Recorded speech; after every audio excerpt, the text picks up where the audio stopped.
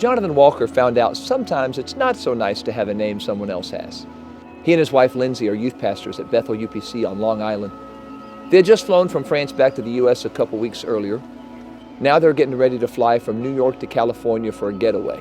So they walk up to the ticket counter, hand over their IDs, and they wait for the agent to let them move along. Now this is New York. No time for small talk or pleasantries. Everybody's got a plane to catch. So the agent looked at his ID, looked up at him, and then she started typing like she soaked her fingers in 5-hour energy. She looked up at him again like she'd seen a ghost, and then without saying one single word, she just turned around and walked away. Lindsay looks over at her husband and said, "What did you do now?" "I didn't do anything." Within minutes, a few official-looking officials asked Jonathan, "Sir, we'd like you to come with us. We have a few questions." Now, it's kind of them to ask that way, but they're not really asking. They're more ordering nicely. Lindsay wondered if she was ever going to see her husband again, or if he would look handsome in an orange jumpsuit. They led him to a small room with a table and chairs, not exactly an arcade, and Jonathan had that sinking feeling with, this is not going to end with, "Congratulations, you've just won a free flight to Maui." So they started asking basic questions. What's your full name? What's your birthday? What's your mother's maiden name? Where were you born? Where did you grow up? Jonathan answered every question without a hesitation, but his heart was beating like a drum and marching band. Jonathan rummaged through his mind, why are they asking this? Why am I getting such one-on-one attention? I don't have any parking tickets, speeding tickets.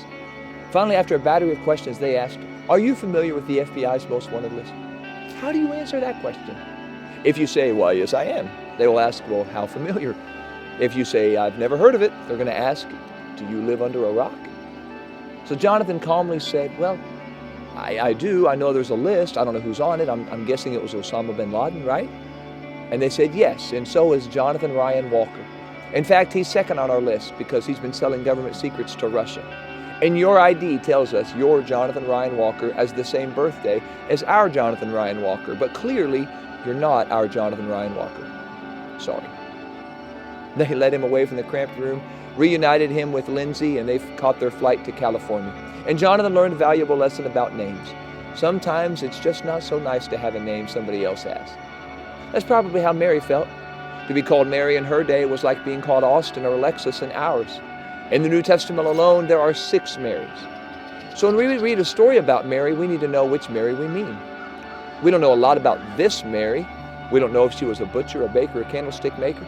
We don't know if Mary was married or had any girls named Mary. But we do know she had a sister named Martha and a brother named Lazarus. And this family of 3 lived in a city near Jerusalem in Bethany. And we know Mary was a worshiper. John 11 tells us a certain man was sick named Lazarus of Bethany, the town of Mary and her sister Martha. It was that Mary that anointed the Lord with fragrant oil and wiped his feet with her hair, whose brother Lazarus was sick. Now, neither Luke nor John tell us how Mary learned about Jesus, but once she did, she worshiped. She may have been a princess, may have been a pauper. It didn't matter to her or God. She was welcome to worship. And that's what's so beautiful about worship. It's not about who you are. It's all about who Jesus is. You might have more friends on social media than Dairy Queen has Blizzard combinations, or nobody but your mom and math teacher know your name. Either way, you are welcome to worship. Martha heard Jesus was coming to town and she invited him over for dinner, and he accepted. So now it's time we got to get some work done. It's been a little while since company's come over, but they have never had this kind of company before. Jesus from Nazareth was coming over, and some thought he was an excellent teacher, well-trained rabbi, certainly a master carpenter. He made the best cabinets this side of the Sea of Galilee. But Martha somehow knew he was so much more. She even called him Lord, and he's coming to their house for dinner. I wish the Bible set up a camera inside their house, but it didn't. But I imagine Mary probably helped her sister Martha sweep the floors again and again, just in case some dust fell off the ceiling since the last time they swept. Probably went outside and beat the rugs against the post to make sure they were clean, and ran for fresh water so Martha could wash the dishes for Jesus and his trusty 12. Most likely, Mary helped Martha get everything ready. But once Jesus showed up, there's still work to do, but nothing better to do than just sit at Jesus' feet and worship. That's where Mary sat, hanging on every word, because she knew there's something different about him. He's not just a teacher or a wonder worker who could walk on water or turn water into wine. He was the Messiah, and the only right response to that revelation is worship. Mary, sitting there at his feet, heard words nobody else heard. Luke didn't record what Jesus said, but Mary heard every word. She had a front row seat on the floor to hear the Word of God from the Word of God. Mary learned the valuable value of worship. There's precious little more valuable than we can do in our relationship with God than worship. When we've come to church, all of us have a lot to do. Got to sign up for camp, apply for a Bible club, get to choir practice, type the lyrics for choir practice. Got to turn on the screen so the choir can see the lyrics for choir practice. You got to turn on the lights so anybody can see anything. Got to make sure the tissues and water bottles are picked up in the sanctuary and get all the brownies from the kitchen to the bake sale in the lobby. Everybody's got a lot to do when you get to church. Everybody's got a lot to do and very little time to get it done. But if you only get to choose between work and worship, choose worship. In fact, lead the way in worship. From before service begins, find a place to pray. If your church has a prayer room, pray in the prayer room. If not, pray in the sanctuary. Find a place to pray and talk with God so your heart is ready for service when it begins. And then when the worship leader sings the first note of the first song, put your phone on vibrate or silent and worship. Worship with everything you've got.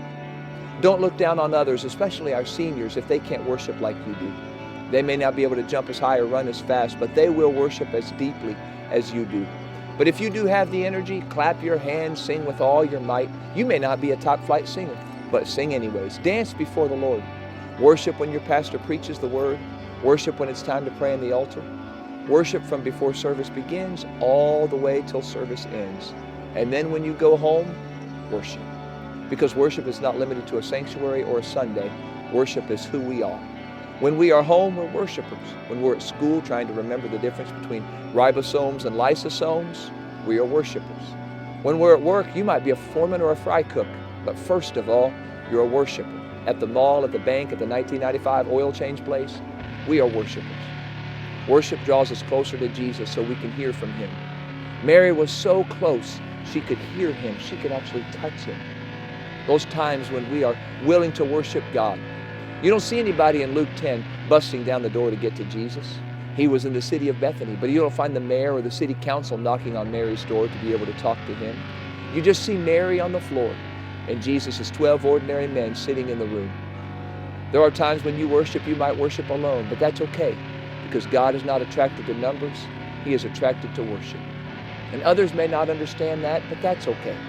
Martha didn't understand Mary either. She was still in the kitchen mashing some more mashed potatoes because she heard a rumor these disciples could eat the cupboards bare. She was working, cooking, baking, cleaning. Her work was valuable, and we're going to learn about that one next lesson. But Jesus was in her house, and Mary wasn't lifting a finger to help. So I imagine Martha peeked around the corner and glanced in to see if Mary was coming into the kitchen. No, Mary just sat there and listened to Jesus. The only time she moved is when Jesus whispered, because she would lean in to hear what Jesus had to say.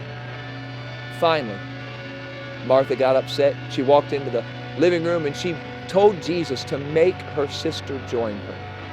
To Martha, work was more valuable to worship, but to Jesus and to Mary, nothing was more valuable than worship. There'll be times people you call your brothers and sisters, they might even make fun of you when you worship. What do you do then? Worship anyways. Who knows? One day they might actually follow your lead and worship with you.